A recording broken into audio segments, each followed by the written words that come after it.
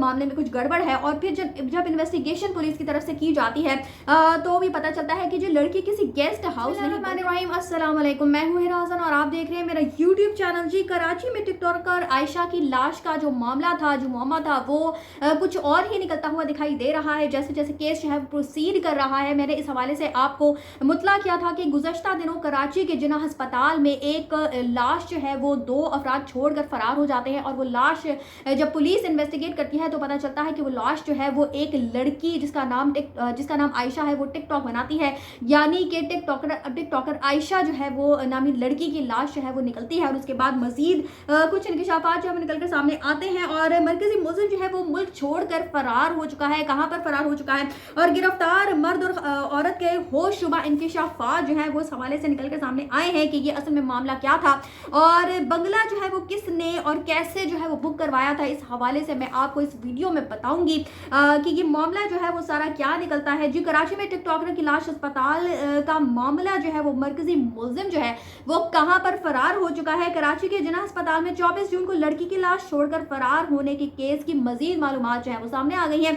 और senior superintendent of police जनूबी असद रजा ने मीडिया को बताया कि 22 जून को जी DHA का बंगला ऑनलाइन ऐप के जरिए 8 अफराद के लिए बुक कराया गया था। बुकिंग कराने वाला शख्स जो है वो कारोबार के लिए लंदन से कराची आया हुआ था और इसी मकसद से जो है वो जो बंगला है वो बुक करवाया गया था कि 8 अफराद जो है वो वहां पर उनको जमा किया जाना था। और उन्होंने कहा कि 23 और 24 जून बंगले में पार्टी थी जिसमें नशा आवर अशिया जो है इस्तेमाल की गई थी। जो कि इस तरह की जो पार्टीज होती हैं अक्सर हमने देखा है कि उनमें नशा आवर अशिया जो है वो इस्तेमाल की ही जाती है। तो उनका कहना था जी कि पार्टी के लिए डिफेंस का बंगला जो है वो किराए पर हासिल करने वाला मुल्जिम वाकये वाले रोज ही लंदन फरार हो गया। उसकी गिरफ्तारी के लिए इक़दाम किए जा रहे हैं, यानी ये शख्स जो है वो लंदन भाग चुका है, जो कि मरकजी मुल्जिम है जिसने बंगला जो है वो किराए पर लिया था और उसी की वजह से यकीनन जो है वो उस बंगले में पार्टी जो है वो मुनाकिद की गई थी। और वो शख्स जो है वो जिस दिन ये वाकया पेश आता है उसी दिन लंदन फरार हो जाता है। पुलिस ने लाश जिना अस्पताल में छोड़कर जाने वाले शख्स जिब्रान और जेरी को गुज़श्ता शब गिरफ्तार किया और CCTV की मदद से गाड़ी भी बरामद कर ली है।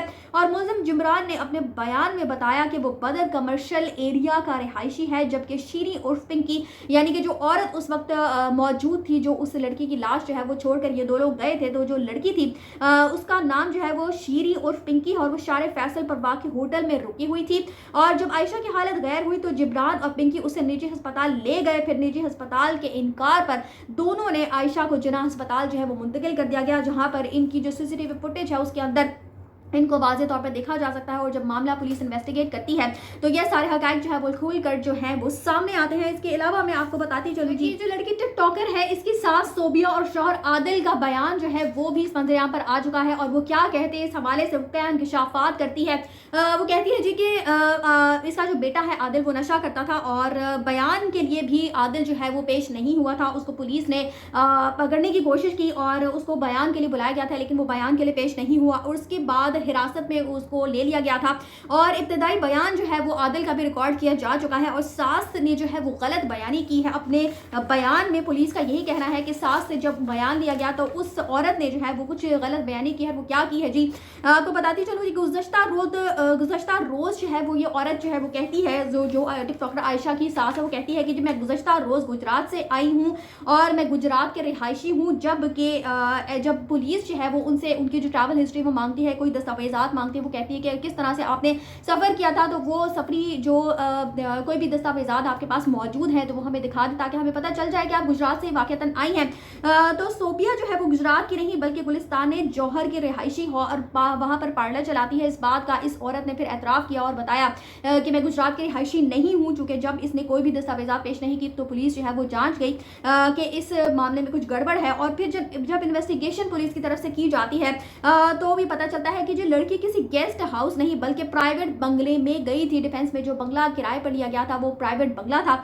और आयशा की जो लाश है वो शौहर और वालिद को सुपुर्द की जाएगी। पुलिस का यही कहना है कि आयशा की जो लाश है वो किसी और को नहीं दी जाएगी बल्कि वालिद और या उसके शौहर को दी जाएगी और मुकदमा जो है वो भी दर्ज किया जाएगा। अगर वालिद ने इनकार किया तो पुलिस जो है वो अपनी मुद्दईयत में मुकदमा जो है वो दर्ज करेगी। और यही भी कहा जा रहा है कि मालिक सामने नहीं आया, बंगला जो है वो बंद है और ना ही बंगला किराए पर है, यानी कि बंगला जो है वो इस वक्त खाली पड़ा हुआ है, बंगला जो है बस बंद है, यानी उसमें कोई भी शख्स मौजूद नहीं है, बल्कि बंगले को इन्हीं मकासद के लिए जो है वो थोड़े थोड़े टाइम के लिए किराए पर किसी भी वजह से दिया जाता था, जो कि अब फिलहाल बंगला जो है वो किराए पर मौजूद, कोई भी वहां पर मौजूद नहीं है। और गाड़ी के मालिक को भी जो है मुकदमे में नामजद किया जाएगा, पुलिस की जानिब से ये कहा गया है। और गाड़ी और मालिक जो है वो पुलिस की हिरासत में, गाड़ी के जो मालिक है वो भी पुलिस की हिरासत में है। और वलीउर रहमान जो है वो उसने गाड़ी जो है वो रेंट पर दी थी, जिस शख्स ने गाड़ी रेंट पर दी थी उसका नाम जो है वो वलीउर रहमान है। और मालिक ने गाड़ी जो है वो बदर कमर्शियल में रेंट ए कार वाले को दी थी, और रेंट ए कार वाले का नाम जो है वो अहमद है। और जो